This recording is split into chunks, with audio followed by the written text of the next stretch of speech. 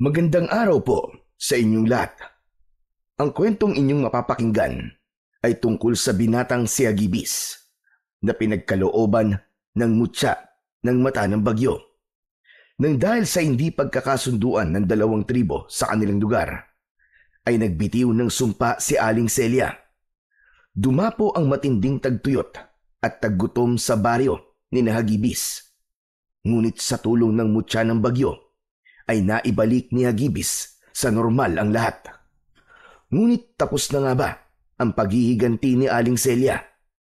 Ano nga ba ang kayang gawin ng pusong binalot na ng pagkasakim at puot?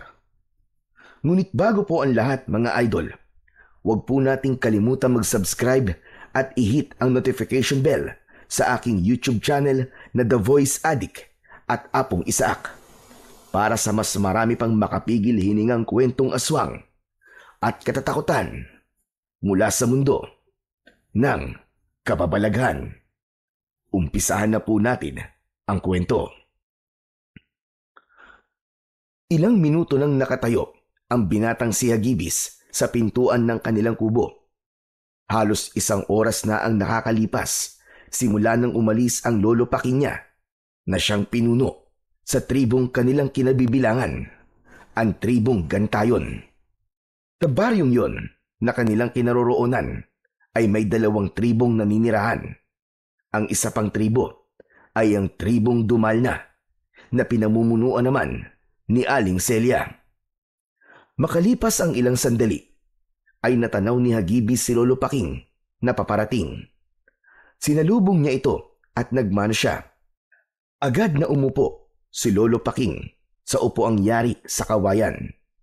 Bakas sa muka ng matanda ang pagkabalisa. Lo, ano po nangyari sa pagpupulong? Naging maayos po ba? Ikinalulungkot ko. Pero hindi, Agibis. Ayaw pumayag ni Celia sa mungkahi ko na panatilihin ang pagmamayari ng baryong ito sa 2 tribo. Ang gusto niya ay ang tribong Dumalna ang magmayari ng lupa ng ating baryo. Kaya naman, natapos ang pagpupulong, nagalit na galit si Celia at ang iba pang katribo niya. Iginiit ni Celia na ang mga ninuno niya ang luminang sa malaking bahagi ng taniman sa baryo. Bakit po kasi hindi na lang natin hayaan na ang tribong Dumalna ang mamahala at magmayari ng lupa ng baryong ito? Para naman wala na pong gulo. Handa naman sana akong gawin yan. Pero nagbago ang isip ko nang may nagsabi sa akin sa plano ni Celia. Aalisan niya ng karapatang mamuno sa baryo natin ang kahit na sinong kasapi sa tribong Gantayon. Maging ako ay mawawala ng posisyon sa sarili natin tribo. Ang gusto lang ni Celia ay 1 tribo na lang ang maninirahan dito. At yun ay ang tribong kinabibilangan niya. Teka, ang ibig niyo pong sabihin magiging kasapi na rin po tayo ng tribong Dumalna? Aba, hindi naman po yata tama yun, Lo. May sarili po tayong paniniwala at kultura. Isa pa, hindi po pwedeng mabura na lamang ang ating tribo. Tama lang po na hindi po kayo sumang-ayon sa gusto niyang mangyari. Hindi talaga ako papayag, Apo. Hindi ko alam kay Celia kung bakit bigla siyang nagkaroon ng kagustuhan na pamunuan ang buong baryo. Gayong matagal ng panahon na payapang nakatira rito ang 2 tribo. Elo, ano na po pala ang mangyayari ngayon? Bukas ay magkakaroon ng botohan sa liwasan. Pagbobotohan kung mananatiling 2 tribo ang narito sa ating baryo o ang tribong Dumalna na lamang. Teka po, maiba ko. Ikaw ba'y nakapagluto na ng ating pananghalian? Nagutom ako sa pulong kanina. Iniin-in ko na lang po ang sinaing, Lo. Nakapagluto naman na po ako ng bulanglang at pritong galunggong. Aba, mukhang masarap yun . Mas lalo tuloy ako nagutom. Kung ganun ay tara na, kumain na tayo. Agad na tumalima si Agibis upang maghanda ng kanilang tanghalian. Nang makita niyang luto na ang sinaing, ay inalis niya na yon sa kalan. Matapos maghain, ay dumulog na ang maglolo sa pagkainan. Pumikit muna sila upang magpasalamat sa pagkain na nasa kanilang harapan. Maraming salamat sa ating poong lumikha at sa bathala ng kalikasan na si Lumawig, sa pagkain na aming pagsasaluhan ngayon ng aking apo. Naway manatili ang masaganang ani sa aming baryo upang lahat ng mamamayan na naninirahan dito ay araw-araw na may makakain. Muli, maraming salamat po, poong lumikha. Pagkatapos ng maikling panalangin ng pasasalamat, ay nagsimula ng kumain sina Hagibis at Lolo Paking. Magana silang kumain at hindi muna sila nag-usap. Ang bathala ng kalikasan na si Lumawig na nabanggit ni Lolo Paking ay ang bathala na sinasamba ng mga tao sa kanilang baryo. Pinaniniwalaan nila na ito ang dahilan kung bakit palaging maganda ang ani ng mga tao roon. Hindi rin natutuyo ang lupa sa lugar nila dahil taon-taon ay may sapat yung ulan. Habang kumakain ay napatingin si Hagibis kay Lolo Paking na humihigop ng sabaw ng bulanglang. Napangiti siya dahil halatang nagustuhan na naman ng matanda ang luto niya. Hindi alam ni Hagibis kung paano siya mabubuhay kung wala si Lolo Paking. Matagal nang sumakibilang buhay ang kanyang mga magulang. Ang ama niya ay nalunod sa rumaragasang ilog at ang kanya namang ina ay namatay sa panganganak sa bunso niyang kapatid na hindi rin pinalad na mabuhay. Simula noon, si Lolo Paking na ang nag-alaga kay Hagibis. Sa kabila ng pagiging pinuno nito ng tribong Gantayon, ay hindi ito nagkulang ng paggabay sa kanya. Tinuruan siya nito na maging matapang, madasalin at magkaroon ng paggalang sa kalikasan.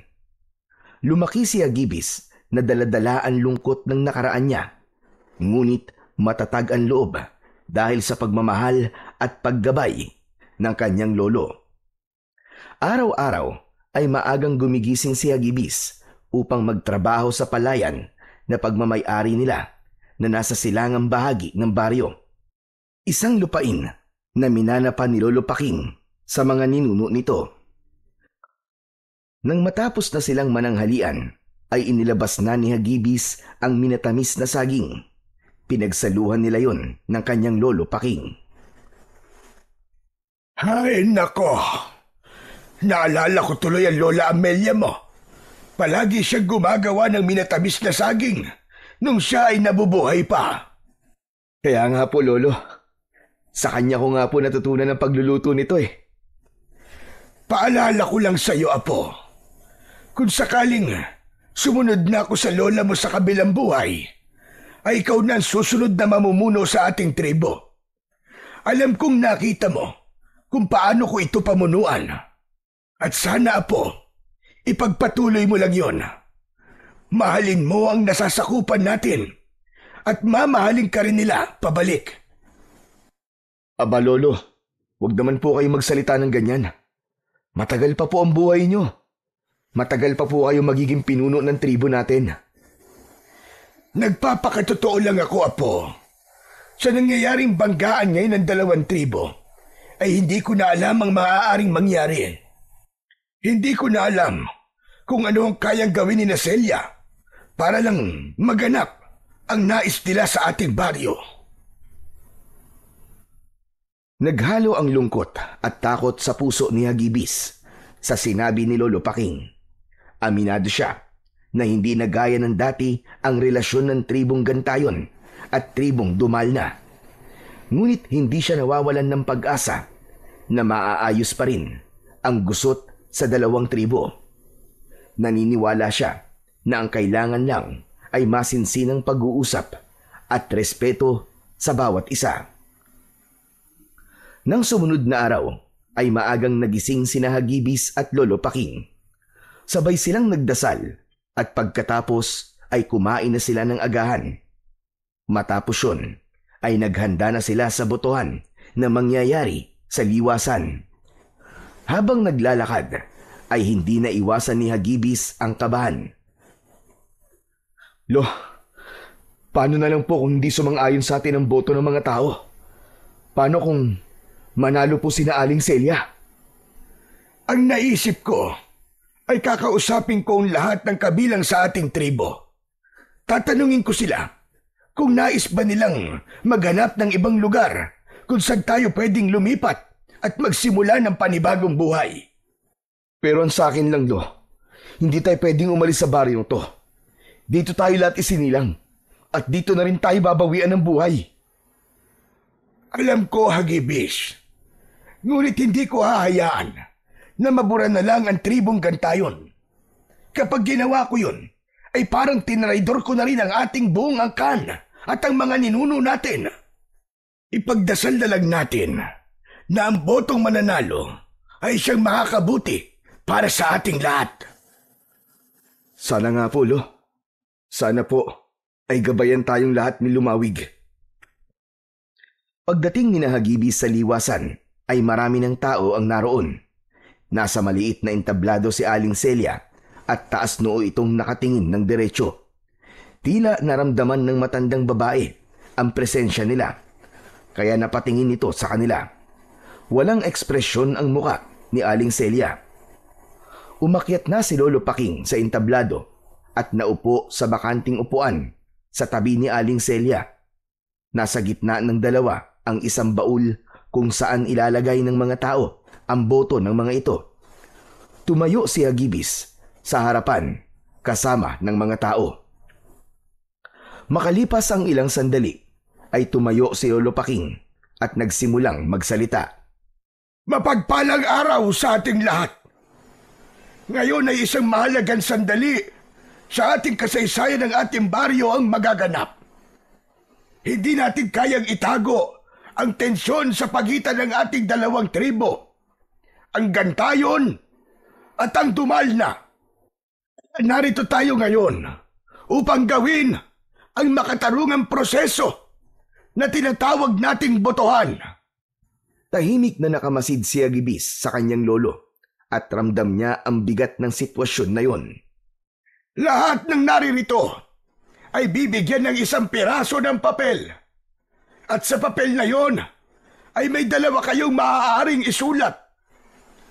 Kung nais nino na manatili ang dalawang tribo sa baryo, iguhit lamang ang isang bilog.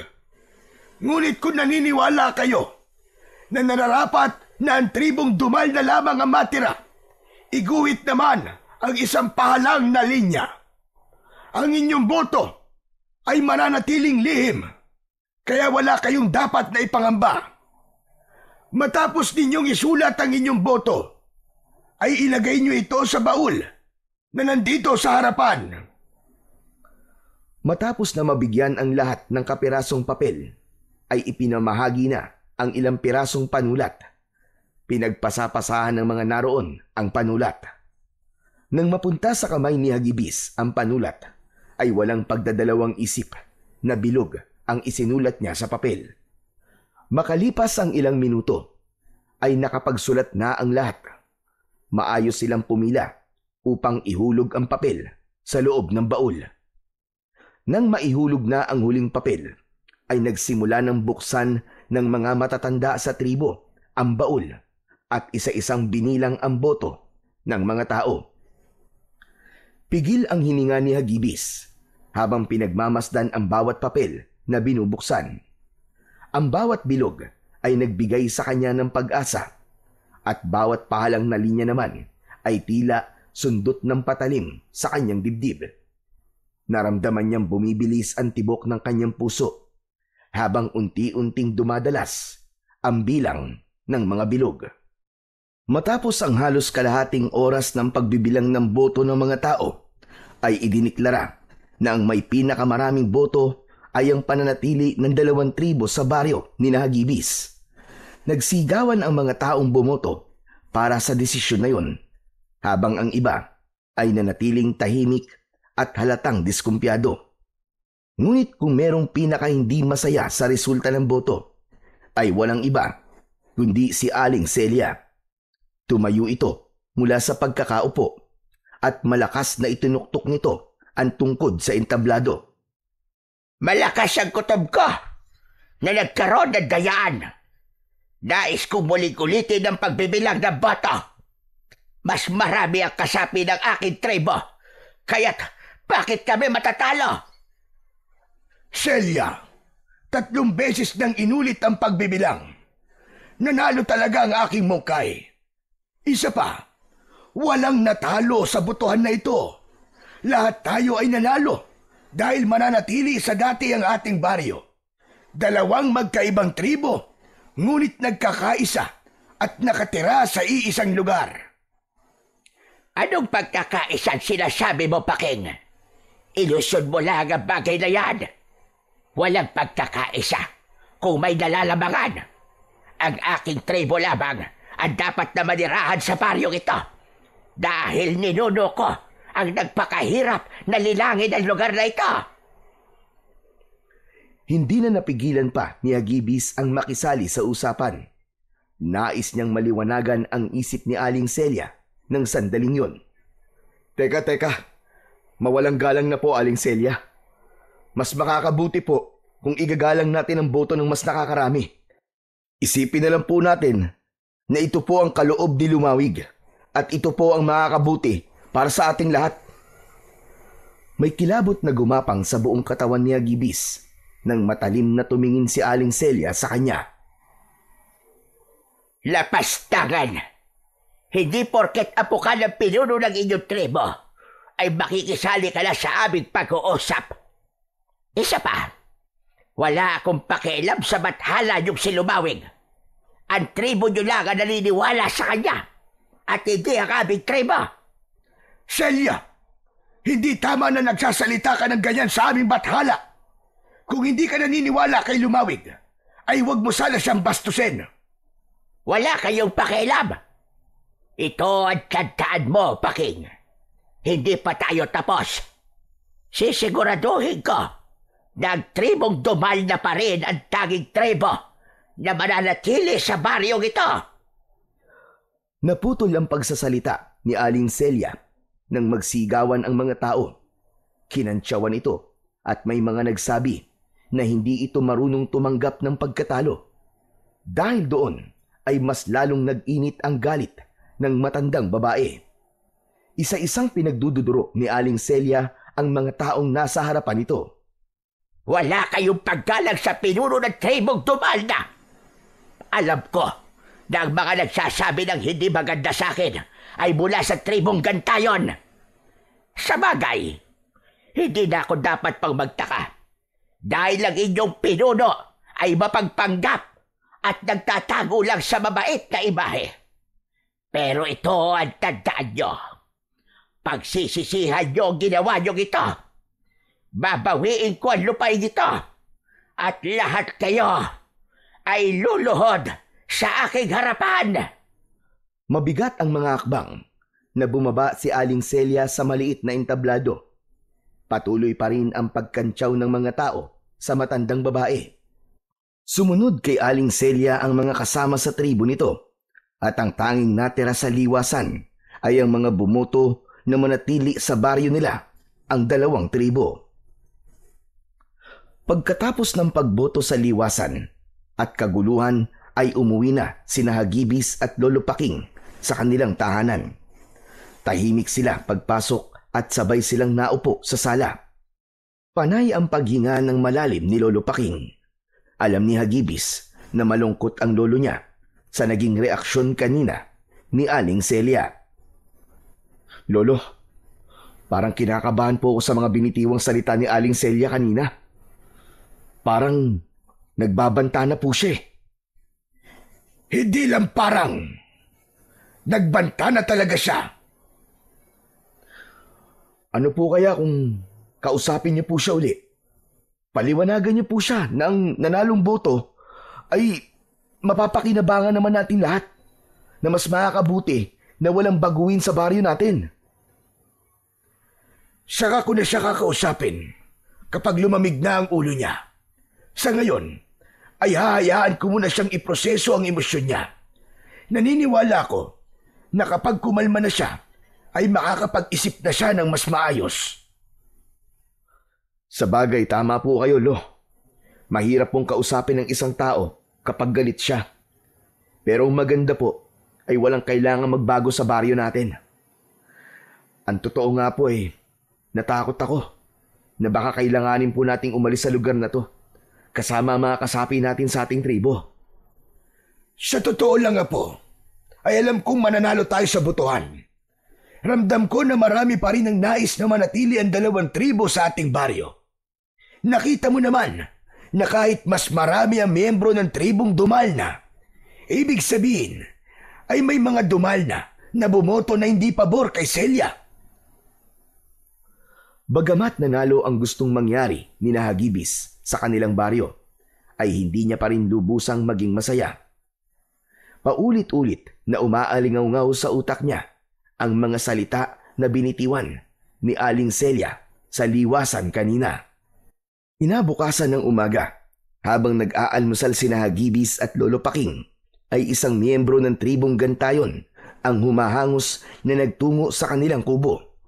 Sinabi nito na paalis na ang tribong Dumalna sa baryo nila sa pangunguna ni Aling Celia. Itinigil muna ni Hagibis ang pagkain at lumabas sila. Naabutan pa nila sina Aling Celia at ang lahat ng tribong Dumalna sa arko ng baryo. May bitbit ang mga ito ng mga gamit. Humarang sila at si Aling Celia ang humarap sa kanila. Celia, ano na namang ibig sabihin nito? Bakit kayo aalis? Hindi ba't ito naman ang gusto mo, Paking? Ang nanalong boto ay mananatili ang 2 tribo sa ating baryo. Walang nakalagay doon na aalis kayo. Ano ba naman ito, Celia? Wala nga.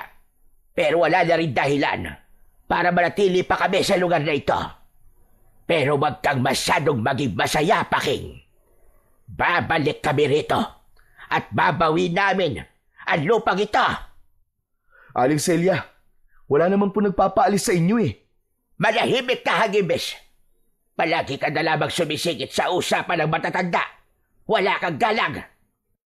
May karapatan ng apo ko na makisali sa usapan natin, lalo na't siyang susunod na magiging pinuno ng aming tribo. Celia, mag-usap muna tayo.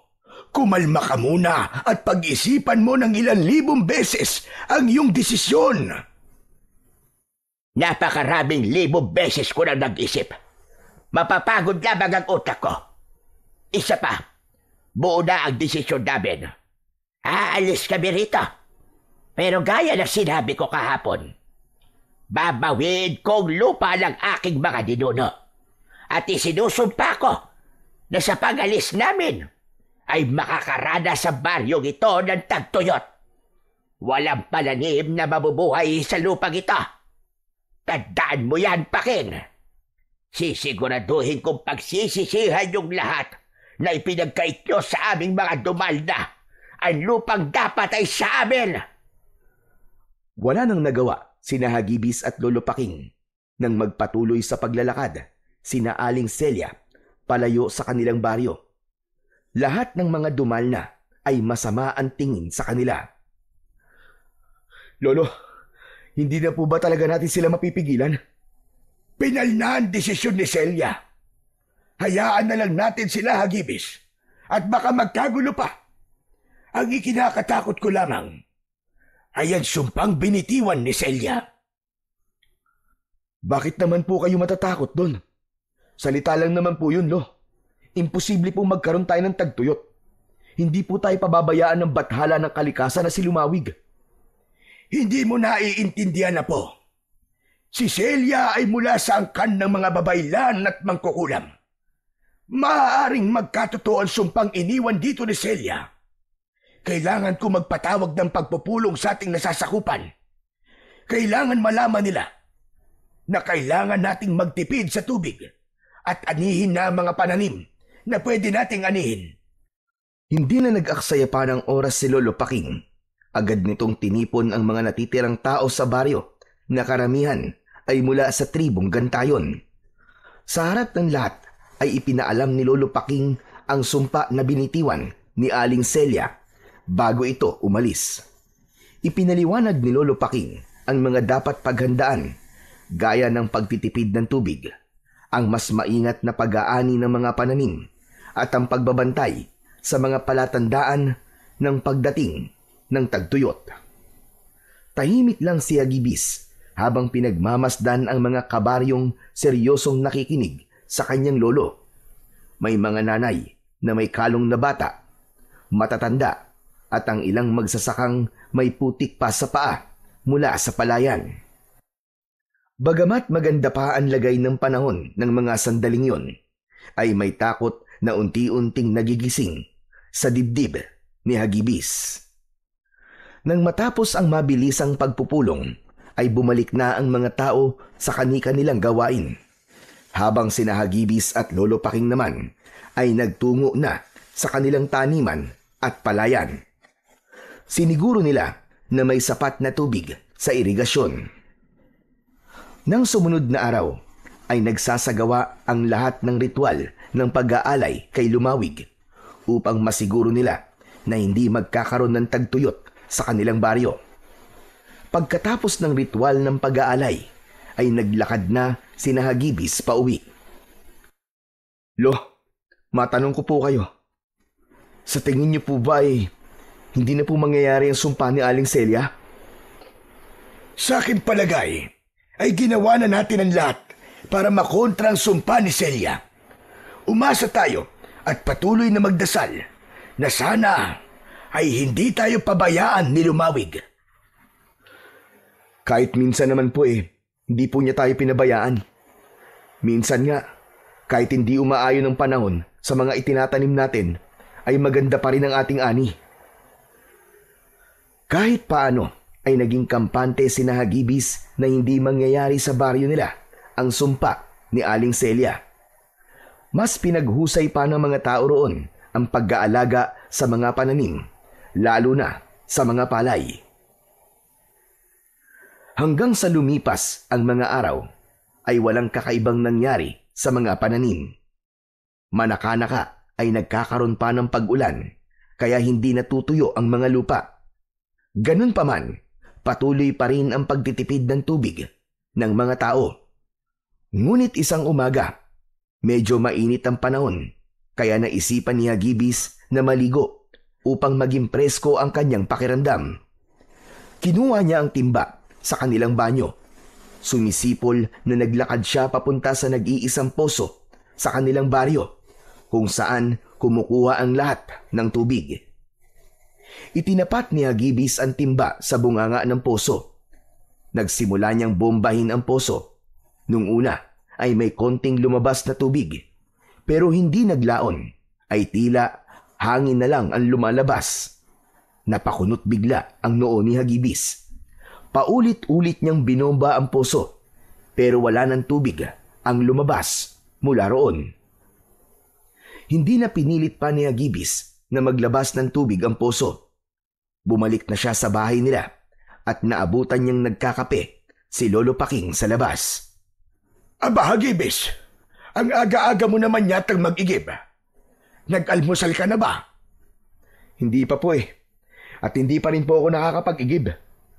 Aba, wala pong lumalabas na tubig sa poso. Ano? Paanong nangyari yon? Kahapon lang ang daming tubig sa poso. Isa pa, imposibleng maubusan ng tubig ang poso natin dahil malapit sa bundok ang balon kung saan nakalinya ang poso.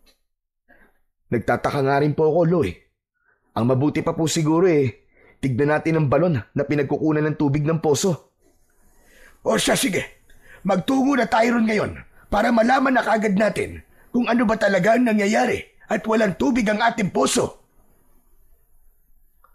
Mabilis na inubos ni Lolo Paking ang kape nito at agad na tinahak nila ni Agibis ang daan papunta sa balon kung saan nakakonekta ang poso. Sa kanilang paglalakad ay nakasalubong nila si Emong na kababata ni Agibis. Magandang umaga po, Lolo Paking. Saka, sa'yo na rin, Agibis. Saan ang punta nyo? Sa balon.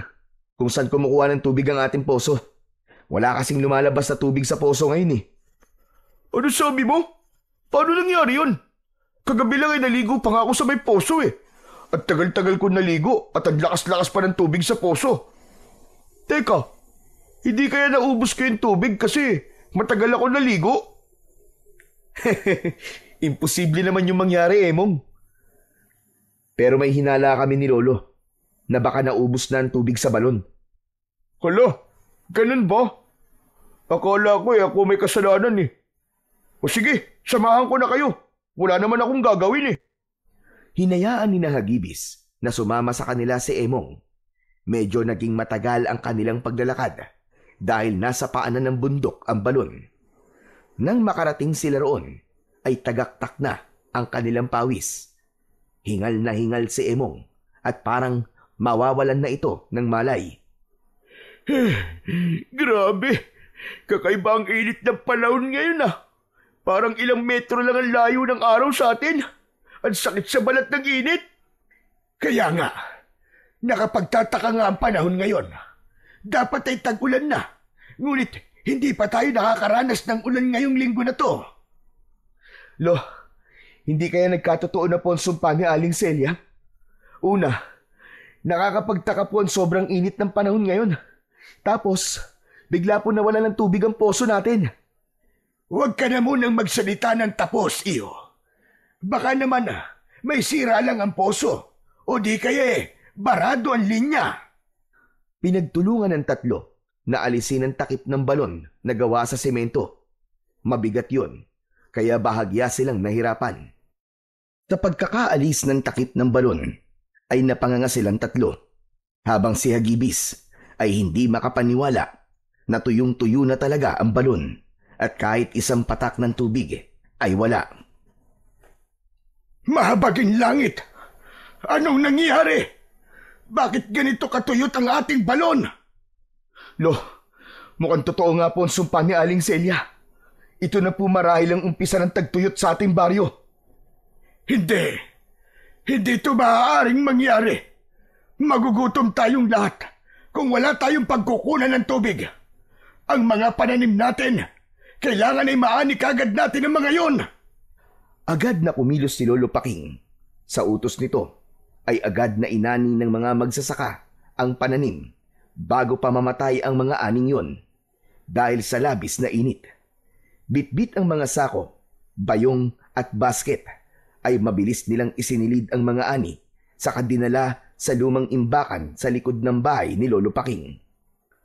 Makalipas ang ilang araw, unti-unting naramdaman ni Hagibis ang pagbabago sa hangin.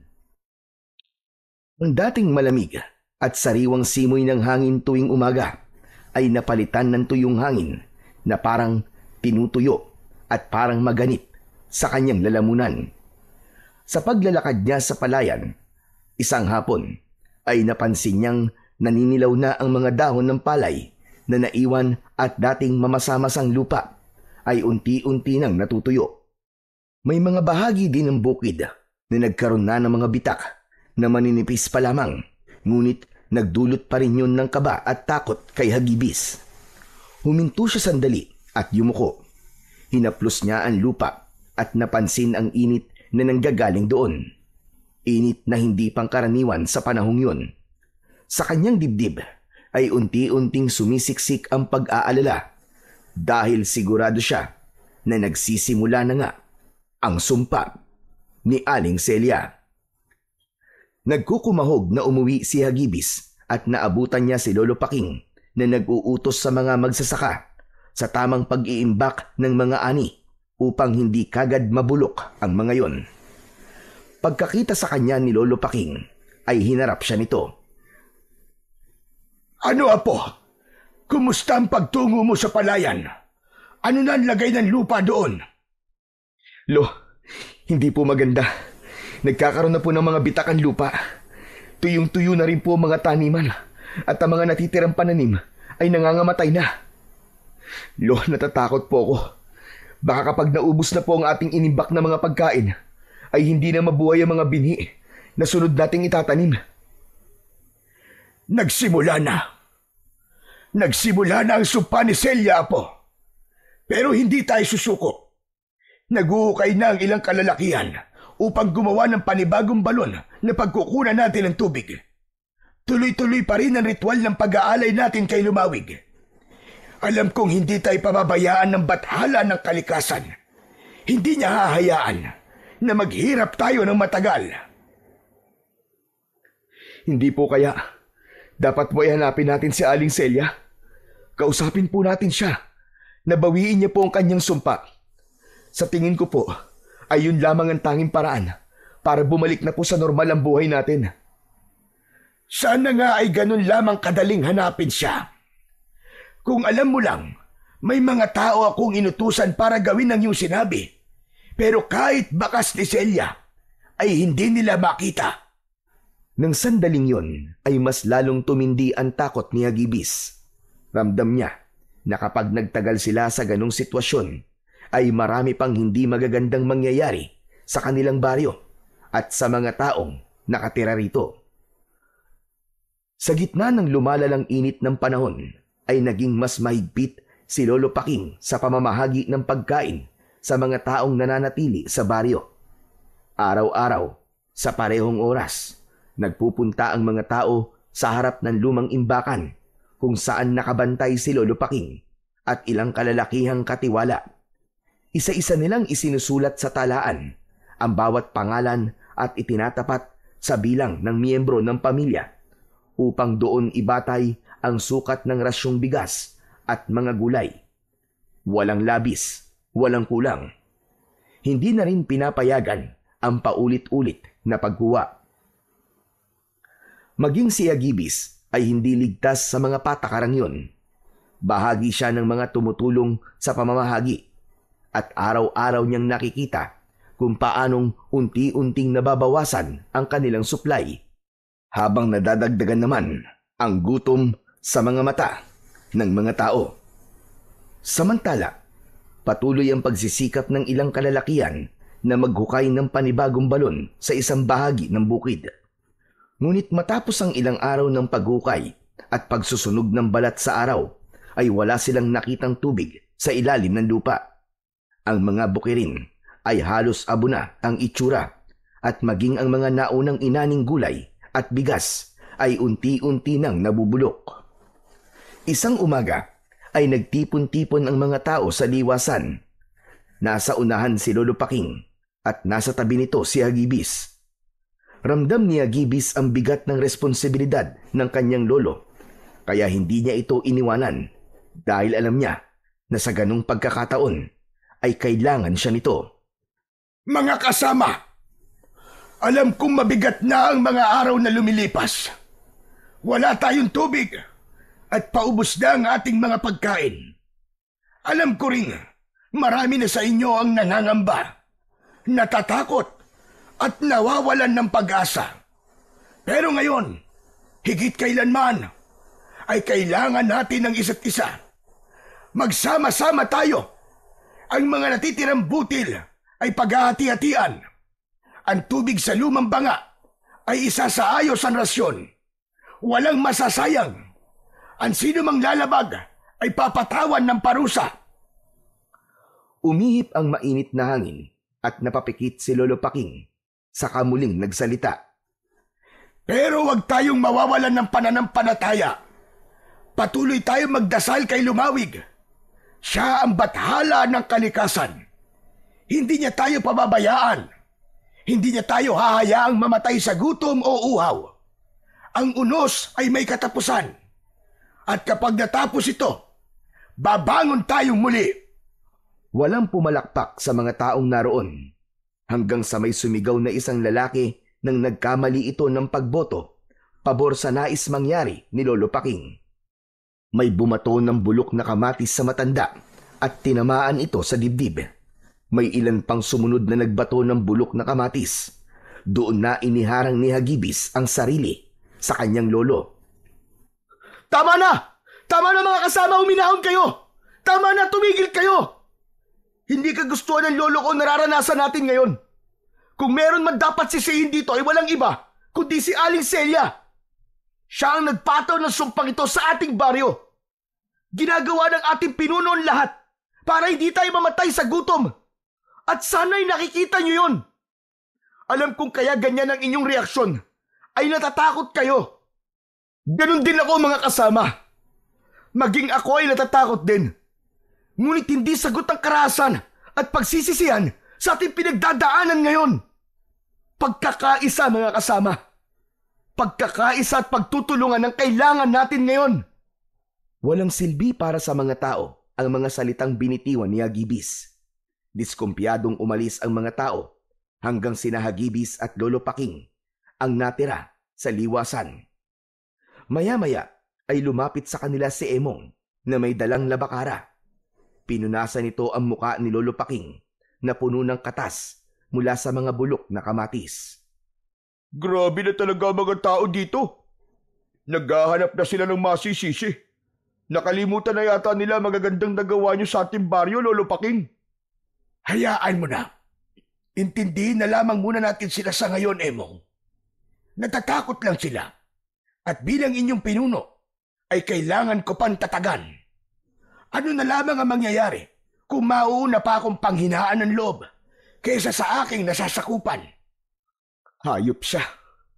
Kasalanan to ng Aling Celia na yun. Kung naging maluwag lang sana ang pagtanggap niya sa resulta ng botohan, ay hindi mangyayari to. O kaya, pwede naman silang umalis nang hindi nag-iiwan ng sumpa. Dati tinitingala ko siya. Pero ngayon, hindi na. Narinig ko yata ang pangalan ko. Nakakatuwa naman. Dahil kahit wala na ako rito sa baryo nyo, ay bukang bibig nyo pa rin ako.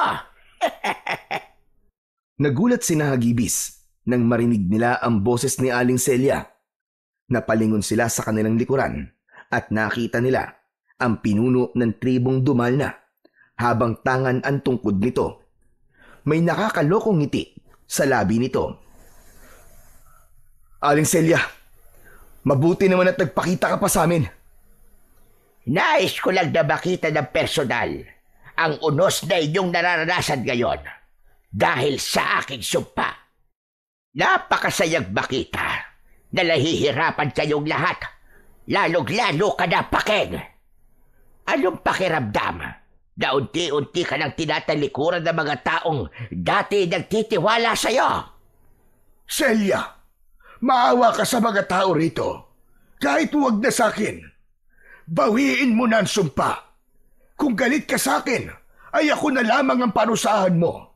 Huwag mo nang idamay pa ang ibang tao rito, lalong-lalo ng mga bata. Wala akong pakialam sa nararamdaman mo, Paking. Ang gusto ko ay maghirap kayong lahat dito. Gusto kong pagsisihan nyo kung bakit hindi nyo pinili ang aking tribo ang magmay-ari ng lupang ito. At ito ang tandaan nyo. Hindi natatapos sa tagtuyot at taggutom ang aking paghihiganti. Kamatayan. Kamatayan, Paking. Kamatayan ang kakahantungan yung lahat. Tumayo ang balahibo sa braso ni Hagibis sa sinabing yun ni Aling Celia. Tama na! Tama na, Aling Celia! Hindi pa ba sapat sa inyo na makitang nahihirapan kami? Bawiin mo na ang sumpa mo! Hindi. Hindi ko babawiin ang ibis. Lahat kayo ay mababatay. At kapag dumating na ang araw na yon, babalik ang aking tribo sa baryong ito. Dahil ito ay amin. Abat, sumusobra ka ng matanda ka. Laking gulat ni Hagibis at Lolo Paking nang biglang sumugod si Emong kay Aling Celia. Ngunit bago pa mapagbuhatan ni Emong ng kamay ang matanda, ay inilapat na ni Aling Celia ang kamay nito sa noo ni Emong. Gumalaw ng mabilis ang bibig ni Aling Celia na parabang may inuusal itong dasal. Natigilan si Emong. Natulala ito at parang bigla itong nawala sa sarili. Nagpalinga-linga si Emong at nang makita nito ang mga durog na bulok na kamatis sa lupa, ay isa-isa nitong dinampot yun at kinain. Akala mo ay gutom na gutom si Emong nang gawin nito yon. Pinigilan ni na Hagibis at Lolo Paking si Emong, kaya nawala ang atensyon nila kay Aling Celia. Hinawakan ni Hagibis ang mga kamay ng kanyang kaibigan nang akmang isusubo nito ang bulok na kamatis. Emong! Emong, tama na! Hindi mo dapat kinakain yan! Tama na, Emong! Sa tingin ko, ay dinasalan ni Celia si Emong. Iniharap ni Lolo Paking si Emong dito at isang malakas na sampal ang ibinigay nito kay Emong. Tila nagising si Emong sa mahabang pagkakatulog at sumuka ito nang mapagtanto nito na kumakain siya ng bulok na kamatis. Ano nangyari? Bakit kumakain ako nito? Dinasalan ka ni Aling Celia. Mabuti na lang at sinampal ka ni Lolo. Kaya pala sakit ng mukha ko eh. Teka, nasa na ba si Aling Celia? Napatingin si Hagibis at Lolo Paking sa kinatatayuan kanina ng matandang si Aling Celia. Pero wala na roon ang matanda. Luminga sila at kahit saan ay hindi na nila ito nakita. Parang nawala ito na parang bula. Labis ang pagtataka ng tatlo dahil napakabilis na nawala ni Aling Celia. Sa paglipas ng mga araw ay lalong tumindi ang kalagayan ng baryo. Ang init ay tila apoy na unti-unting tumutupok sa lahat. Walang ulap sa kalangitan at ang hangin ay tuyo at masangsang. Ang mga lalagyan ng tubig ay unti-unti nang nauubos at ang mga pananim ay naging abo na lamang sa tuyot, bitak-bitak na lupa. Marami sa mga tao ang nagsimula ng kumain ng mga bulok na gulay. Ang mga bata ay nagiging matamlay at nagkakasakit. May ilan na piniling lisanin na ang baryo, ngunit mas marami pa rin ang nanatili dahil walang ibang mapupuntahan. Patuloy pa rin ang paninisi ng ilan kay Lolo Paking. Unti-unti nang nawawala ang respeto ng ilan sa matanda na dating tinitingala at hinahangaan. Si Hagibis ay lalong hindi na makatingin sa mga mata ng kanyang mga kababaryo. Kapag naglalakad siya sa labas, ay naririnig niya ang usap-usapan ng ilang tao tungkol sa kanyang Lolo Paking. Isang hating gabi, hindi makatulog si Hagibis. Kanina ay nabalitaan nila ang pagkamatay ng isang matandang lalaki dahil sa labis na gutom at pagkauhaw. Pakiramdam niya ay yun na ang tinukoy ni Aling Celia na kamatayan sa kanilang baryo at alam niya na nagsisimula pa lamang yun. Lumabas si Hagibis at nagtungo sa malawak at tuyong palayan. Nanghihina siyang napaluhod habang nakatingala sa kalangitan. Lumawig! Bathala ng kalikasan! Hindi na po namin alam ang aming gagawin. Hirap na po kami. Kung galit ka po sa amin, sabihin niyo po. Kung may kasalanan po kami, turuan niyo po kaming bumawi. Sinubukan lang po namin protektahan ng lupaing minahal namin. Pero ngayon, mahal na bathala, parang pinarurusahan niyo kami. Pakiusap, bigyan niyo po kami ng tubig. Bigyan niyo po kami ng bagong simula. Hindi na nga napigilan ni Hagibis ang mapahagulgol. Yumuko siya at hinayaan niya ang pagdaloy ng kanyang mga luha.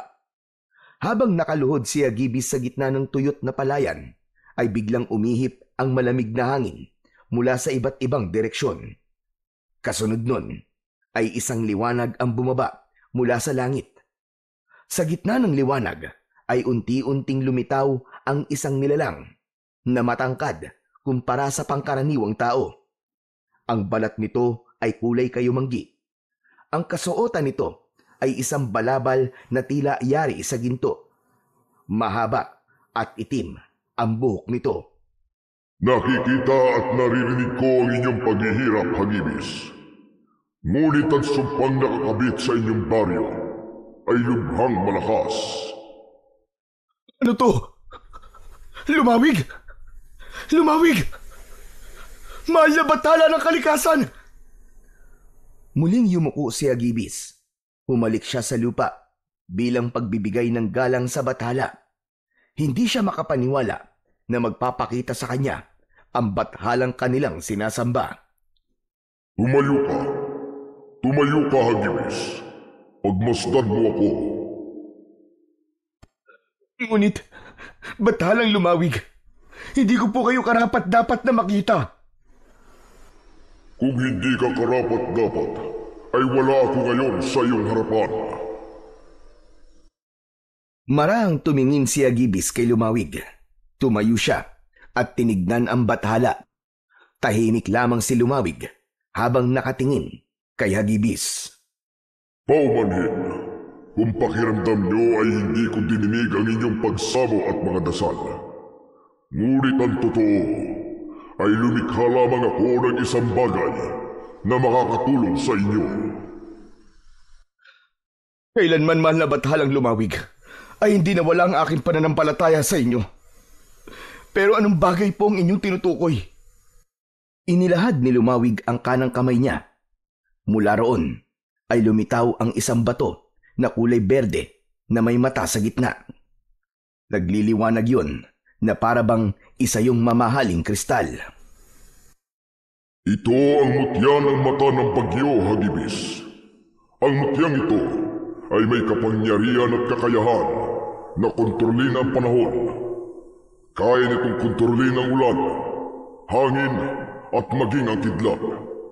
Ipagkakaloob ko to sa inyong baryo at ipagkakatiwala ko to sa isang tao na karapat-dapat.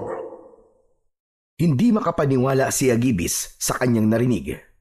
May bumangon na pag-asa sa kanyang dibdib.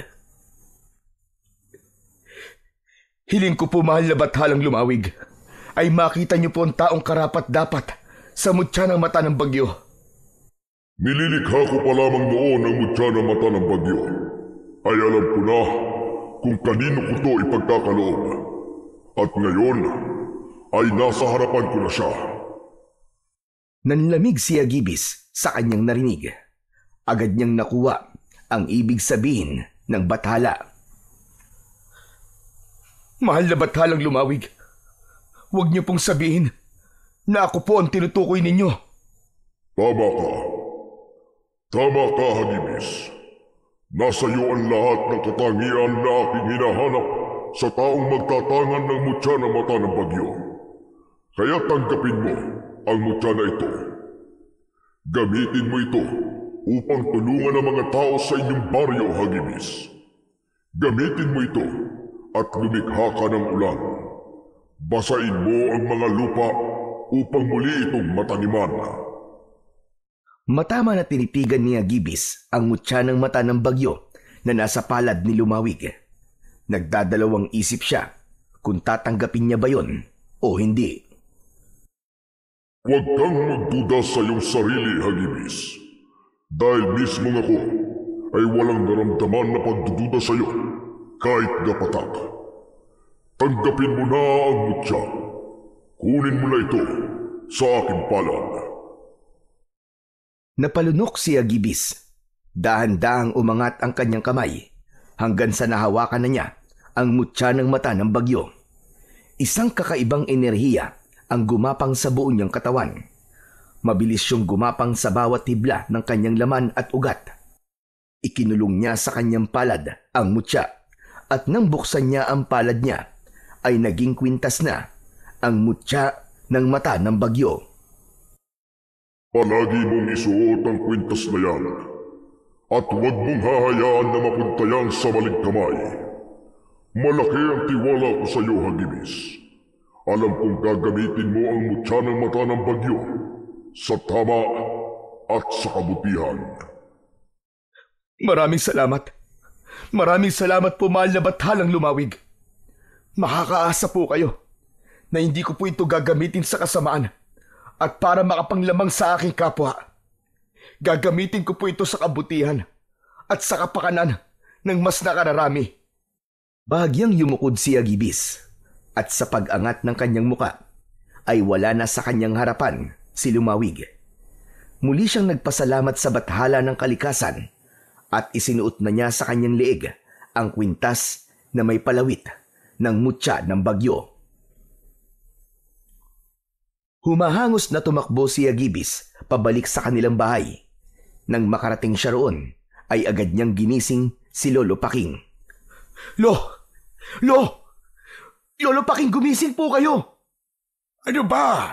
At nanggigising ka ng tulog, Agibis? Hindi naman po pwedeng manggising ng gising, di ba? Sa bagay, tama ka. Lo, may maganda po akong sasabihin sa inyo. Magugulat po kayo. Siguruhin mo lamang na maganda yan. Tandaan mo na ginambala mo ang tulog ko. Lo, tignan niyo po ang kwintas ko, Lo. Tignan niyo pong mabuti. Matamang pinagmasdan ni Lolo Paking ang suot na kwintas ni Agibis. Napakunot ang noo ng matanda. Aba, saan mo ba nakuha ang kwintas na yan? Maganda at mukhang mamahalin ba to? Lo, hindi po ito isang pangkaraniwang kwintas lang. Ito po ang mutya na mata ng bagyo. Ipinagkaloob po sa akin to ni Lumawig. Sinalat ni Lolo Paking ang noo at leeg ni Agibis. Wala ka namang lagnat, pero bakit nagsasabi ka ng ganyan na po? Lolo naman totoo po mga sinasabi ko. Tinawag ko po kanina si Lumawig sa palayan at nagpakita po siya sa akin. Ibinigay po niya sa akin ang mutyang ito para tulungan po tayong lahat. Kaya po nito magpaulan, Lo. Hindi po tayo pinabayaan ni Lumawig. Dilinig niya po ang dasal natin sa pamamagitan po ng mutya na ito. Hindi nakapagsalita si Lolo Paking. Sa labis na kasiyahan ni Agibis ay niyakap niya ang kanyang lolo. Pagsapit ng umaga ay muling nagpatawag ng pagpupulong si Lolo Paking sa liwasan. Iilan lamang ang taong nagpunta at naintindihan ni Agibis na marami na ang nawalan ng tiwala sa kanyang lolo. Ngunit sa sandaling yon ay naniniwala siya na babalik na ang tiwala ng mga tao sa kanila at sa bathala ng kalikasan na si Lumawig. Mga kababaryo, pakinggan ninyo ang apo kong si Agibis. May ibabalita siya sa ating lahat na isang bagay na maaaring magpabago ng kalagayan natin ngayon. Tumahimik ang lahat. Tumayo si Agibis sa harapan ng mga tao at saka siya nagsimulang magsalita. Mga kasama, kagabi, habang ako'y sumasamo kay Lumawig sa gitna ng palayan, ay nagpakita sa akin ang mahal na bathala ng kalikasan. Ipinagkaloob niya sa akin ang mutya na mata ng bagyo. Isang mutya na may kakayahang kontrolin ang panahon at kasama na rito ang pagkontrol sa ulan. Ayon sa mahal na bathalang Lumawig, ay gamitin ko ito upang muling bumuhos ang ulan sa ating baryo. Umalingaw-ngaw ang mahihinang bulungan ng mga tao hanggang may sumigaw na baka gutom lang daw si Agibis kaya niya yun nasasabi. May sumigaw pa na wag nang paasahin ni Agibis ang mga tao sa isang bagay na imposible. Hindi na nagsalita si Agibis para pilitin na maniwala ang mga tao. Ang naisip niya ay ipakita na lamang sa lahat ang patunay na totoo ang kapangyarihan ng mutya ng mata ng bagyo. Mahigpit na hinawakan ni Agibis ang mutya at pumikit siya. Mutya ng mata ng bagyo, dinggin mo ko. Basbasan mo ang aming baryo ng ulan. Ulan na muling magbibigay buhay sa aming mga tanim. Ulan na magbibigay ng pag-asa sa aming lahat upang magpatuloy ang aming mga buhay. Nagulantang ang lahat nang biglang lumitaw ang maitim na ulap sa kalangitan. Sinundan yon ng pagkidlat at pagkulog. Nagsimulang lumamig ang hangin na sinabayan ng pagpatak ng ulan. Hanggang sa ang paisa-isang patak ay tuluyan ng bumuhos. Mabilis na nabasa ang tuyong lupa. Nagsigawan ang mga tao sa labis na kasiyahan. Mga nakatingala at nilalasap ang pagyakap ng malamig na buhos ng ulan. Ang iba ay nagpaikot-ikot habang sumasayaw. Naluluwang napatingin si Agibis kay Lolo Paking. Lo, umuulan na! Umuulan na po! At yun ay dahil sa iyo, Apo, at sa mutya ng mata ng bagyo. Binigyan mo ulit ng pag-asa ang lahat. Maraming salamat, Apo. Salamat din po kay Lumawig. Kung hindi niya po ipinagkaloob sa akin ang mutya na mata ng bagyo, ay hindi ko po ito magagawa. Hinayaan lang ni Agibis na magsaya ang mga tao sa pagbuhos ng ulan. May ilan na nagsahod ng batya at timba. Alam ng lahat na malaki ang magagawa ng muling pag-ulan sa kanilang baryo dahil muling nabasa ang kanilang lupa at maaari na ulit nila yung taniman habang ang mga balon naman ay muling magkakaroon ng tubig. Muling nabuhay ang baryo ni Hagibis matapos ang matinding tagtuyot. Mabilis na natutunan ni Hagibis na gamitin ang mutya ng mata ng bagyo upang kontrolin ang ulan. Nagtanim ulit ang mga tao ng palay, mais at gulay. Ang mga dating tuyong balon ay muli nang napuno ng malinaw at malamig na tubig. Maraming tao ang humingi ng tawad kay Lolo Paking. Hindi rin nakalimutang pasalamatan ng mga tao si Agibis. Nagkaroon din sila ng ritual ng pag-aalay para kay Lumawig bilang pasasalamat sa mutya ng mata ng bagyo. Unti-unting nakabangon ang baryo ni Hagibis at doon niya napatunayan na mas malakas ang kapangyarihan ng isang bathala kumpara sa isang sumpa. Isang umaga, masayang pinagmamasdan ni Agibis ang mga taong nagtatanim ng palay. Nasa tabi niya si Emong na kumakain ng saging. Grabe, Agibis! Sino mag-aakala na babalik na sa dati ang baryo natin, no? Mabuti na lang talaga at nandiyan ka at ang mutya ng mata ng bagyo. Kaya nga eh. Kaya salamat pa rin kay Lumawig dahil siya nagbigay sa atin ng mutya ng mata ng bagyo. Pero alam mo, Emong, sa nangyari sa baryo natin ay isang bagay na napagtanto ko. Yun ay hindi dapat tayo mawalan ng tiwala sa plano ng Diyos sa atin kahit puro pagsubok at paghihirap pa ang ating nararanasan. Dahil ibibigay niya ang ipinagdarasal natin sa tamang panahon at pagkakataon. Nox! Ang talinghaga mo na magsalita ngayon, ha? Napangiti na lang si Agibis. Babalik na sana siya sa pagtulong sa pagtatanim ng biglang hawakan ni Emong ang braso niya. Teka, sandali lang, Agibis. Tignan mo yung matandang babae na nasa ilalim ng puno ng bangga. Tignan mo, ayun o. Hindi ba? Parang si Aling Celia yun. Tinignan ni Agibis ang matandang itinuro ni Emong sa kanya.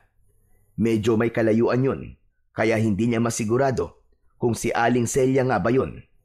Upang malaman nila kung tama ang kanilang hinala, ay lumapit sila at doon nila nalaman na si Aling Celia nga yun. Matalim ang mata ni Aling Celia at mahigpit ang pagkakahawak nito sa tungkod. Oh, ano ka ngayon, Aling Celia? Walang sinabi ang sumpa mo sa mutya ng mata ng bagyo ni Agibis. Emong, tama na. Huwag ka magsalita ng ganyan sa kanya. Mutya ng mata ng bagyo? Anong mutya ng mata ng bagyo sinasabi mo, Emong? Nakikita mo ba ang kwintas ni Agibis? Yan ang mutya ng mata ng bagyo. Ibinigay sa kanya ni Lumawig, kaya umulan na dito ulit sa baryo. Tignan mo, nakakapagtanim na ulit ang lahat. Walang hiyang Lumawig yan. Talagang nakialam pa. Aling Celia, iginagalang kita. Pero wala po kayong karapatan na magsalita ng ganyan sa bathala ng kalikasan. Hindi ko sinasamba ang Lumawig na yon. Kaya wala kang pakialam kung paano ko siya tawagin. Pero sige lang, magpakasaya kayo ngayon. Marahil ay napagtagumpayan niyo ang aking sumpa. Pero ang kamatayan na darating sa baryong ito ay hindi niyo mapipigilan. Wala na po mamamatay kasi nakakapagtanim na po kami. Hindi na kami magugutom at mauuhaw. Isang malademonyong ngiti ang sumilay sa labi ng matanda na nagdulot naman ng kilabot kay Hagibis. Sinabi ko bang dahil sa gutom at uhaw kayo mamamatay? Dadanak ang dugo. Lahat ay mamamatay sa marahas na paraan. Maganda kayo, Hagibis. Malapit nang mangyari ang kamatayan na tinutukoy ko. Mahinang tumawa si Aling Celia. Saka ito tumalikod at naglakad palayo. Gigil na dinuro ni Emong si Aling Celia. Ang sama talaga ng ugali mo, matanda ka! Ano kaya kung sugurin ko siya para hindi na siya makabalik dito? Hayaan mo na siya, Emong. Pakiramdam ko nananakot lang yun. Saka sige, sugurin mo siya. Nakita mo naman na nangyari nung huling ginawa mo yun, di ba? Kumain ka bigla ng bulok na kamatis. Baka ngayon, putik naman ang kainin mo dahil sa dasal ni Aling Celia. O ano, sige, sugurin mo. Ay, sa bagay, tama ka. Hanggang ngayon nga nalalasahan ko pa rin yung bulok na kamatis Ang bakla. Natawa si Agibis sa sinabi ni Emong. Nang mawala na sa paningin nila si Aling Celia, ay bumalik na sila ng kanyang kaibigan sa pagtulong sa pagtatanim sa mga magsasaka. Hindi na binanggit pa ni Agibis kay Lolo Paking ang naging pag-uusap nila ni Aling Celia. Para sa kanya ay pawang pananakot lang ang mga sinabi ng matandang babae para sirain ang magandang nangyayari sa kanilang baryo. Ang nais ni Agibis ay mas pagtuunan ng pansin ang kapangyarihan ng mutya ng mata ng bagyo at kung saan pa nila yon maaaring gamitin para mas lalong umunlad ang kanilang lugar. Nang panahon kasi na yon ay tanging pagkontrol pa lamang sa ulan ang kanyang nagagawa. Hindi pa niya nasusubukan na kontrolin ang hangin at kidlat. Isang gabi ay masayang nagkwekwentuhan sina Agibis at Lolo Paking habang naghahapunan. Alam mo bang tuwan-tuwa ang mga bata dahil may nabuong sapa sa bukanan ng gubat? Yun ay dahil sa pagpapaulan mo, Apo. Nabalitaan ko nga din po yan kanina kay Emong. Maganda po na may bagong mapaglilibangan po ang mga bata dito sa baryo natin. Oo nga pala. Nasubukan mo na bang iba pang kapangyarihan ng mutya ng mata ng bagyo? At kung saan mo pa ito maaaring gamitin? Hindi pa nga po, Lo Pero pinag-aaralan ko na po. Ang gusto ko po kasi ay sigurado ako na magagamit ko ang mutya sa pagtulong sa mga tao. Dapat yung makikinabang po ang lahat. Yan! Yan, Apo! Yan ang dahilan ni Lumawig kung bakit niya ipinagkatiwala sa iyo ang mutya ng mata ng bagyo. Alam niya na gagamitin mo yan sa kabutihan. Ipinagmamalaki kita, Apo.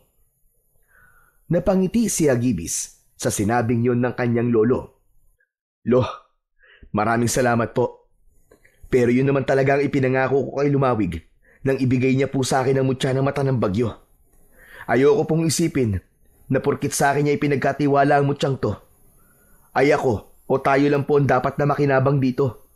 Dapat po, ang lahat ng taga rito sa atin ay makikinabang. Tama yan, Apo.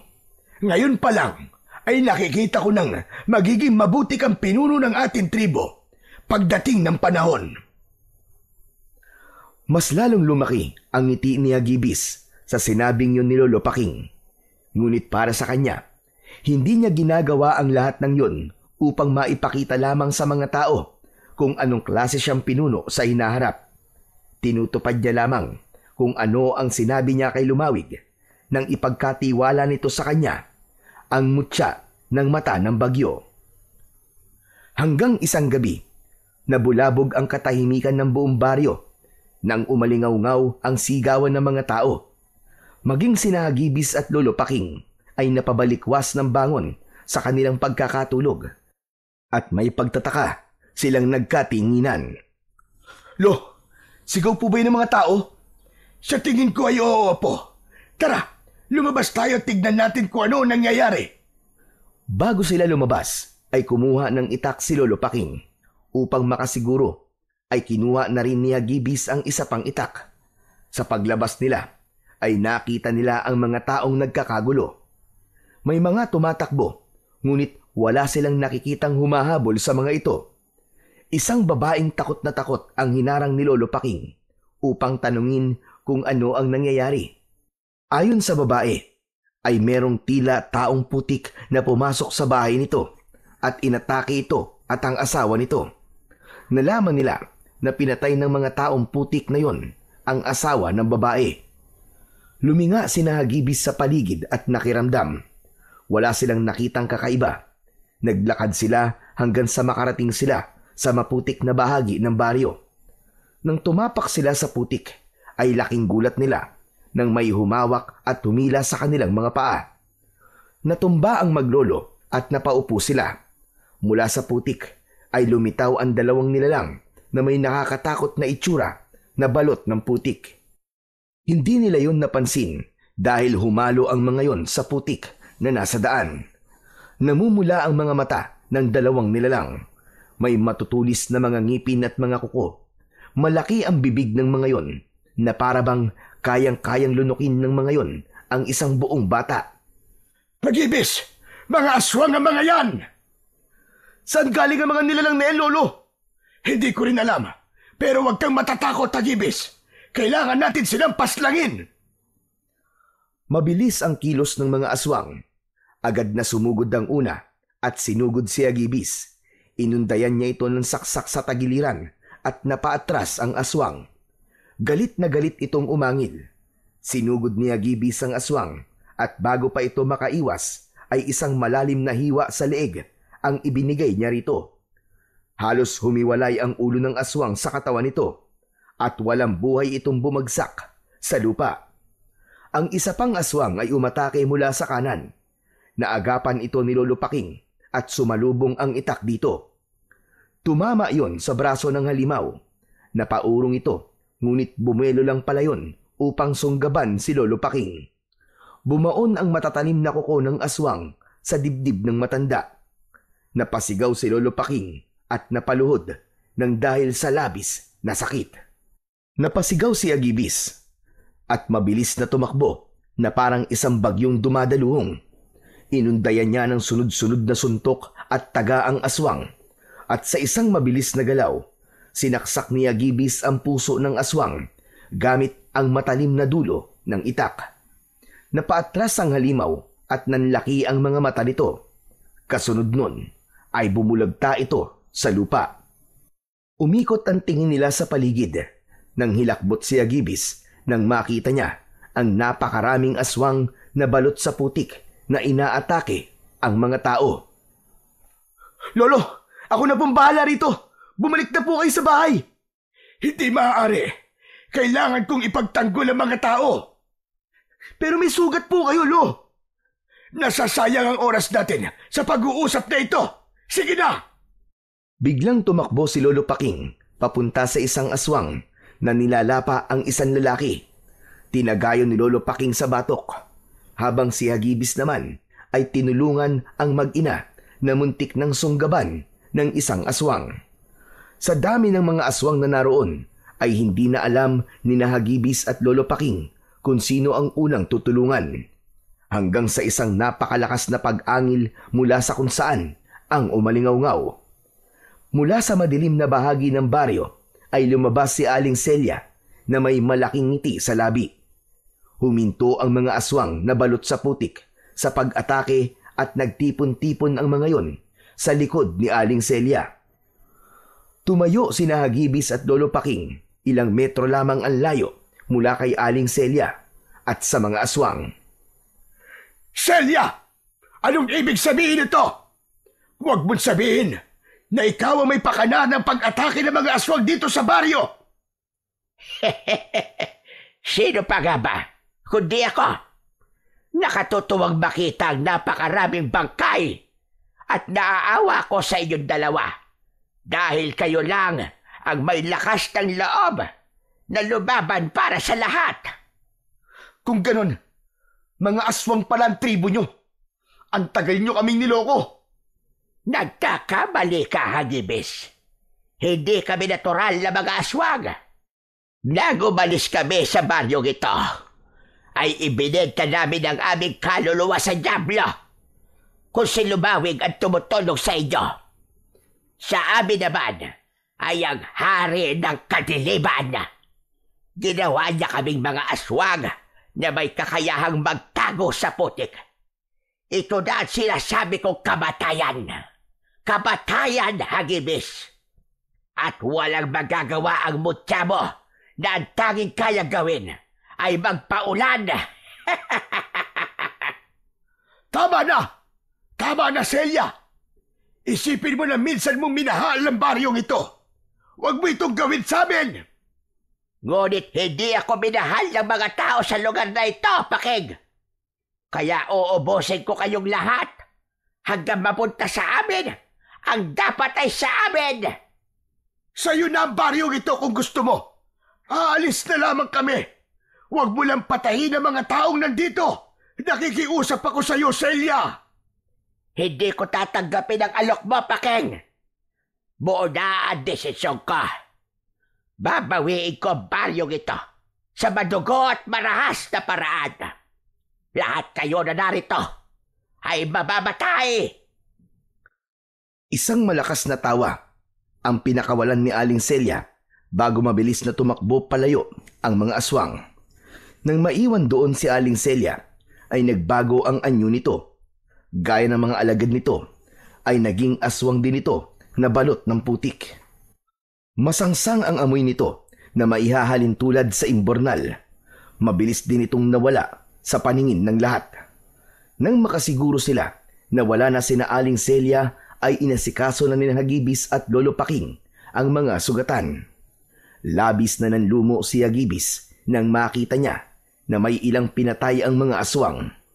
Nadurog ang puso niya sa palahaw ng mga pamilyang namatayan. Habang ginagamot nila ang mga sugatan, ay hindi napigilan ni Hagibis na kausapin si Lolo Paking. Lo, ano na po ang gagawin natin ngayon? Panigurado po, babalik si Aling Celia dito at ang mga aswang.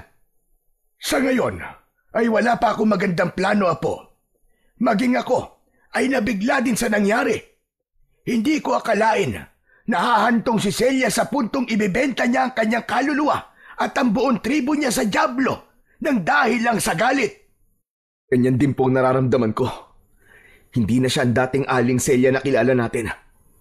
Noon naman, kahit seryoso siya, ay nakikita ko mabuti siyang tao. Wala na. Wala na, Apo. Nilamon na siya ng kasakiman at puot. Nakakalungkot lang na ang problema na maaari sanang marisolba sa maayos na pag-uusap ay mauuwi sa ganito. Ipinagpatuloy ni Hagibis ang pagtulong sa mga panggagamot sa mga sugatan. Pinigilan niya ang kanyang luha dahil ayaw niyang isipin ng mga tao na mahina siya. Mabigat sa dibdib niya ang nangyari, lalo na't alam niya na isa siya sa inaasahan ng mga tao na poprotekta sa mga ito. Pakiramdam niya ay binigo niya ang kanilang baryo dahil sa meron pa ring namatay sa nangyaring pagsalakay ng mga aswang. Kinaumagahan, sa gitna ng malawak na lupa sa dulo ng baryo ay nakahilera ang mga bangkay na balot ng kumot. Ang ilan ay hindi na makilala sa tindi ng pinsalang natamo mula sa mga aswang. Sama-samang nagtipon ang mga natitirang taga-baryo upang ilibing ang mga namatay. Isang malaking hukay ang kanilang ginawa. Doon ay maingat nilang inilagay ang mga bangkay at tinabunan ng lupa. Nag-alay sila ng panalangin pagkatapos. Matapos ang unang pag-atake ng mga aswang, ay nabahira na ng takot ang bawat sulok ng baryo. Hindi na lumalabas ang mga tao pagsapit ng dilim, at ang dating masiglang liwasan ay naging tahimik na parang isang sementeryo. Marami ang hindi makatulog sa gabi at patuloy na nagbabantay. Lahat ay nabalot sa pangambang maaaring bumalik muli ang halimaw anumang oras. Ngunit sa kabila ng lahat, nanatiling matatag sina Hagibis at Lolo Paking. Tahimik silang nagbantay at naghihintay ng kanilang susunod na laban. Isang araw, basang-basa ang lupa matapos na gamitin ni Hagibis ang mutya ng mata ng bagyo upang umulan. Habang nagpapahinga siya sa ilalim ng puno ng mangga, ay bumalik sa alaala niya ang gabing umatake sa baryo nila ang mga aswang.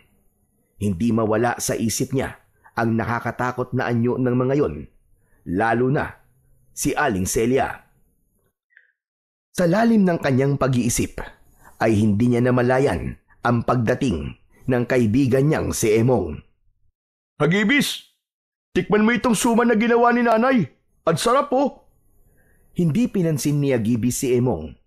Nanatili siyang nakatingin sa kawalan. Hoy, Hagibis! Aba, ang lalim naman yata ng iniisip mo. Ikaw pala, Emong. Pasensya ka na. Iniisip ko kasi kung paano natin matatalo si na Aling Celia. Napakarami nila. Marami rin tayo. Pero hindi lahat ay kaya makipaglaban sa mga aswang. Mabigat na problema nga yan. Kahit ako, hindi ko itataya ang buhay ko para labanan ng mga aswang na yun. Amoy pa lang nila ay nakakasukan eh. Kahit ang lapitan sila ay hindi ko kaya. Kung may magagawa lang sana ako. Pero tanging itak lang ang kaya kong gamitin na sandata. Eh di, gamitin mo ang mutya ng mata ng bagyo. Napatingin si Agibis kay Emong. Tila may bumangon na pag-asa sa kanyang dibdib sa sinabing yon ng kanyang kaibigan. Ang galing mo! Tama ka, Emong! Ang mutya ng mata ng bagyo. Marahil ay pwede kong gamitin ito bilang sandata laban sa mga aswang. O di ba? Sabi ko na sa'yo, nag-iisip din ako paminsan-minsan eh. Hindi ba't nakokontrol mo ang panahon? Ang kidlat, ang hangin. Yun! Gamitin mo ang kakayahan mo na yun para labanan ng mga aswang. Pero unahin mo si Aling Celia kasi matagal na akong pikon sa pagmumukha ng matandang hukluban na yun eh. Salamat, Emong, sa sinabi mo. Hayaan mo at sasabihin ko kay Lolo Paking ang ideya mo. Ayos!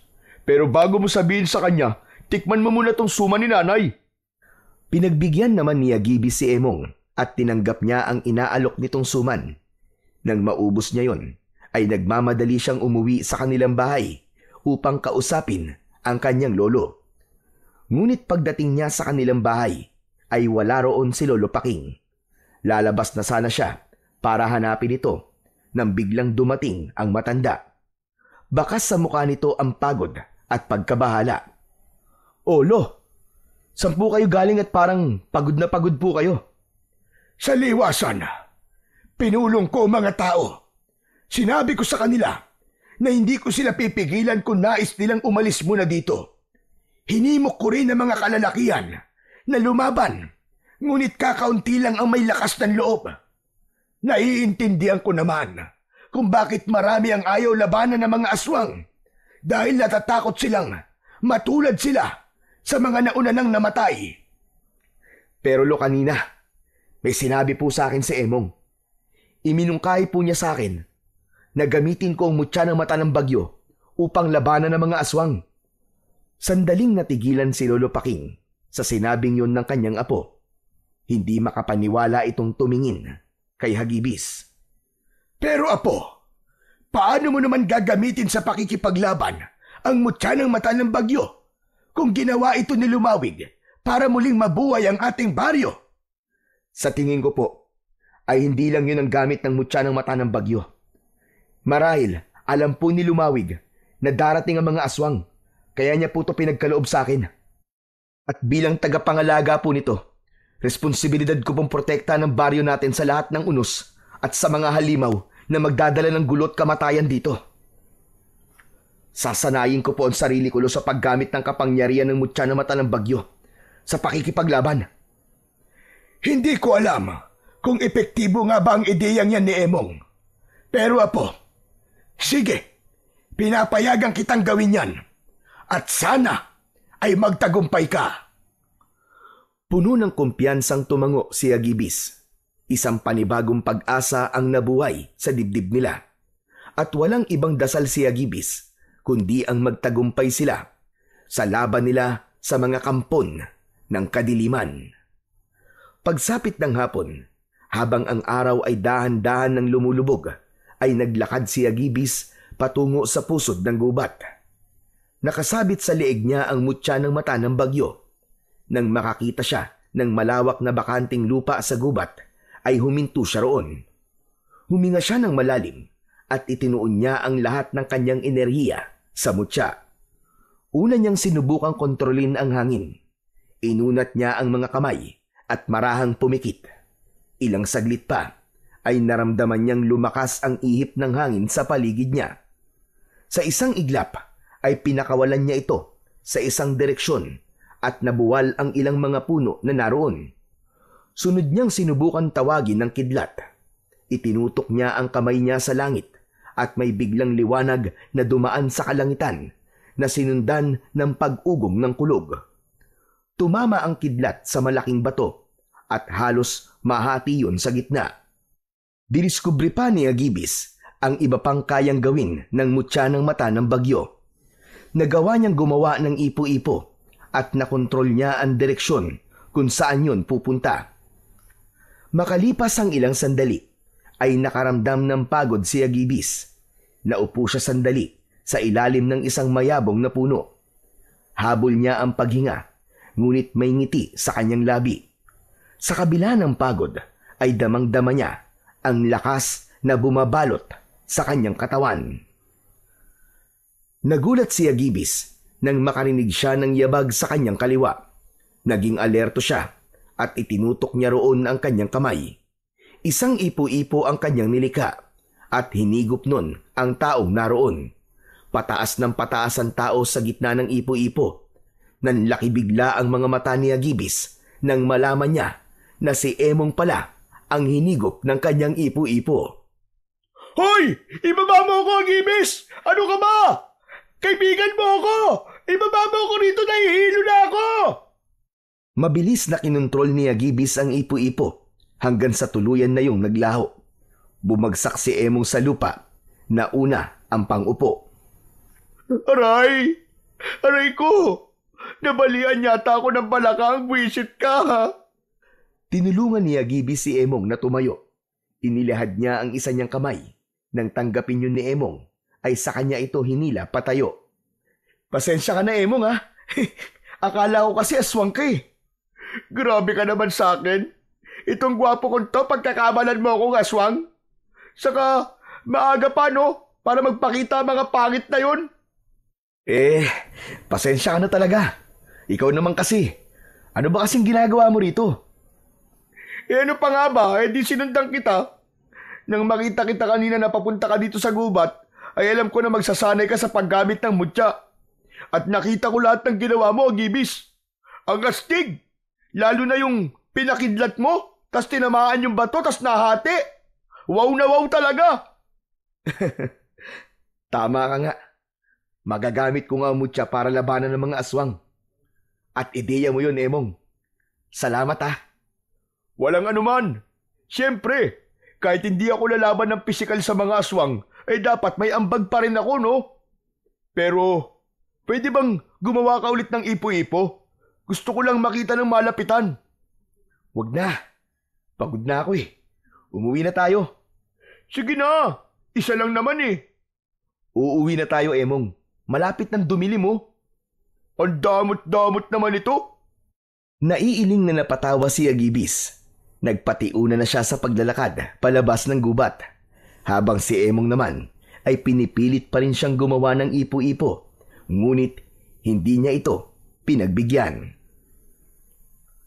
Simula noon ay naging mas alerto na si Agibis tuwing sasapit ang gabi. Minsan ay mag-isa siyang lumalabas upang magronda sa buong baryo. Sinisiguro niya na ligtas ang lahat at walang aswang sa paligid na nag-aabang ng pagkakataon para umatake. Sa tuwing nagroronda siya, ay palaging madaling araw na siya nakakauwi. Kung minsan pa nga, ay inuumaga na. Gaya na lang sa araw na yon, halos pasikat na ang araw nang makauwi si Agibis, galing sa pag-iikot sa buong baryo.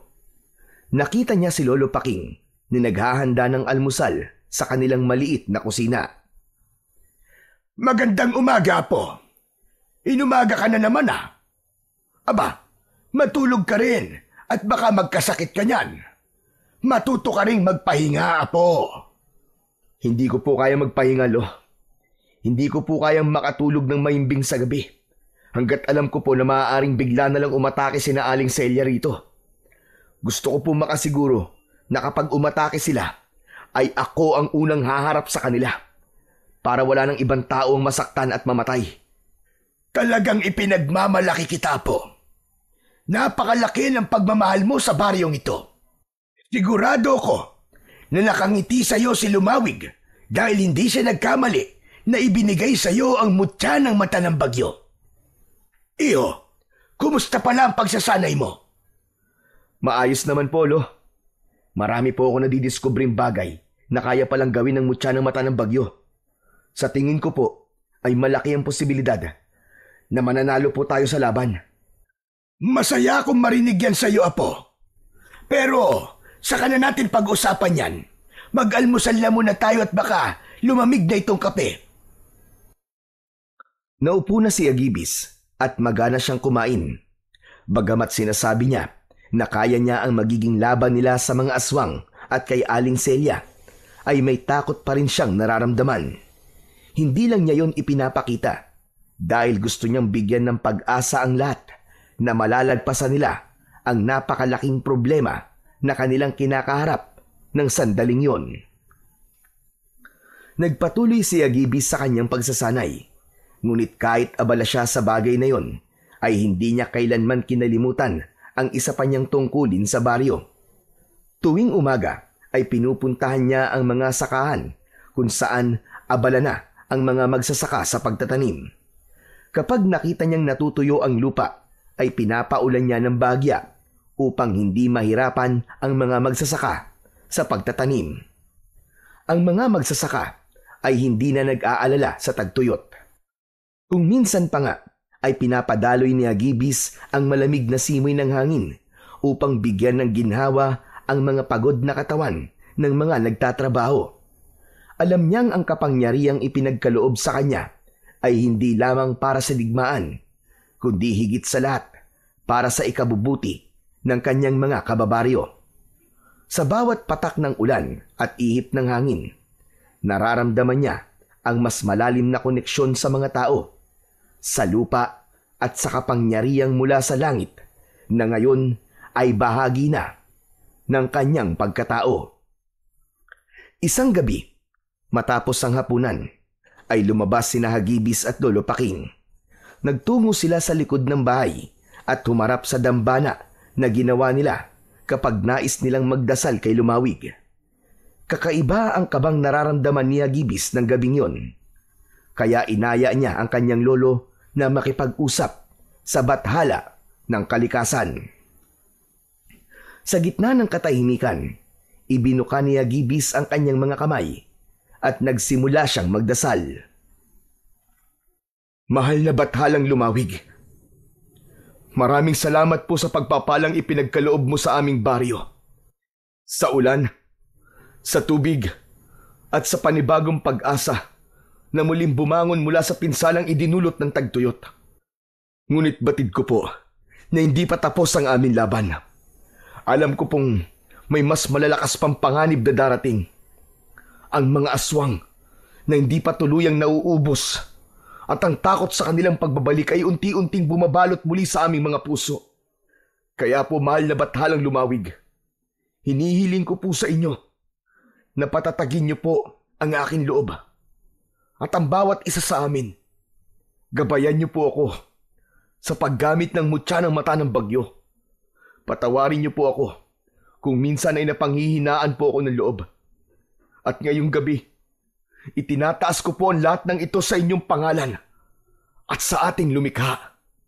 Pagkatapos magdasal, ay ibinaba ni Agibis ang kanyang mga kamay. Napatingin siya sa kanyang lolo nang tapikin nito ang kanyang likod. Ngunit nang pabalik na sila sa loob ng kanilang kubo, ay tila may ibinulong ang hangin kay Agibis. Luminga siya sa paligid na parang may hinahanap, ngunit hindi niya matukoy kung ano. Bakit, Apo? May problema ba? Lo, sa tingin ko po ay narito na ang mga aswang. Tumango si Lolo Paking. Nagmamadali itong pumasok sa bahay at nang lumabas ito ay may hawak na itong dalawang itak. Ibinigay nito ang isa kay Agibis. Lumabas sila sa kanilang bakuran. Naglakad sila at nakiramdam. Sigurado ka ba, Apo, na nandito na sila? Opo, Lo. Ibinulong po sa akin ang hangin. Nasa paligid lang po ang mga aswang. Ngunit nasaan sila? Kahit bakas o anino nila ay hindi ko makita. Huminto si Agibis sa paglalakad. Lumuhod siya at inilapat niya ang isang kamay sa lupa hanggang sa naalala niya na nagtatago nga pala sa putik ang mga aswang. Maya-maya pa ay tumayo siya. Alam ko na, Lo, kung paano natin sila makikita. Mahigpit na hinawakan ni Agibis ang mutya ng mata ng bagyo. Sa isang iglap ay bumuhos ang napakalakas na ulan. Mabilis na nabasa ang lupa at mula roon ay lumitaw ang mga aswang na nagtatago sa putik. Nahugasan ng ulan ang katawan ng mga ito, kaya wala ng paraan ang mga aswang upang magtago pa sa kanila. Nang tuluyan ng malantad ang mga aswang, ay tumayo ang mga yon. Pinahinto na ni Agibis ang ulan at inihanda niya na ang kanyang sarili sa pakikipaglaban. Sabay-sabay na umatake ang mga aswang. Napangisi si Agibis. Itinaas niya ang dalawa niyang kamay at mula sa kalangitan ay bumagsak ang sunod-sunod na kidlat. Lahat ng aswang na tinamaan ng kidlat ay bumagsak at nangisay.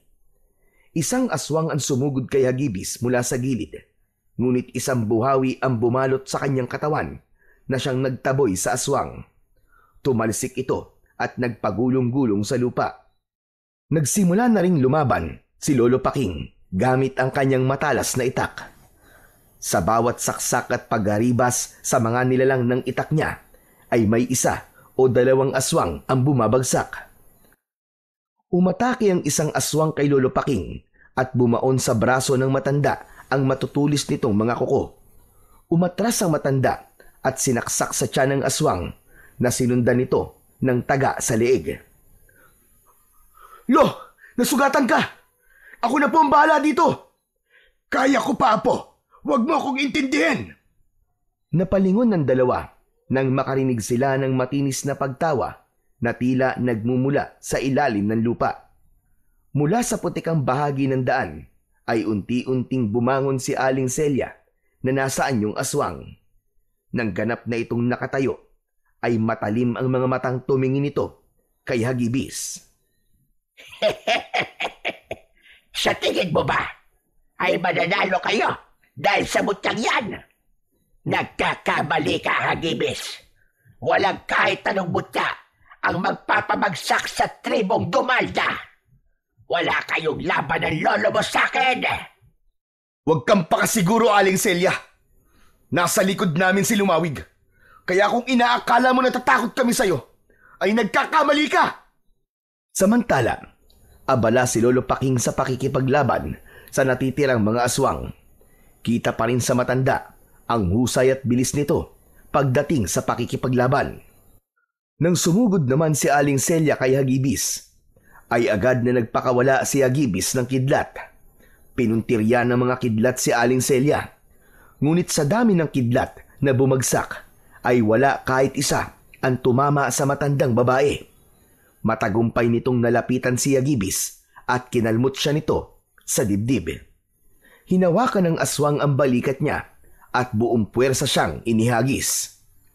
Napaigik si Agibis nang tumama ang likod niya sa lupa. Ganun pa man, ay mabilis siyang tumayo at hinarap si Aling Celia. Yan ba ang pinagmamalaki mong kapangyarihan? Walang laban ng mga kidlat mo sa bilis ka! Muling ginamit ni Agibis ang kapangyarihan ng mutya ng mata ng bagyo. Naipon ng hangin sa harapan niya at isang malaking buhawi ang kanyang nilikha. Mabilis niyang pinalakad ang buhawi papunta kay Aling Celia.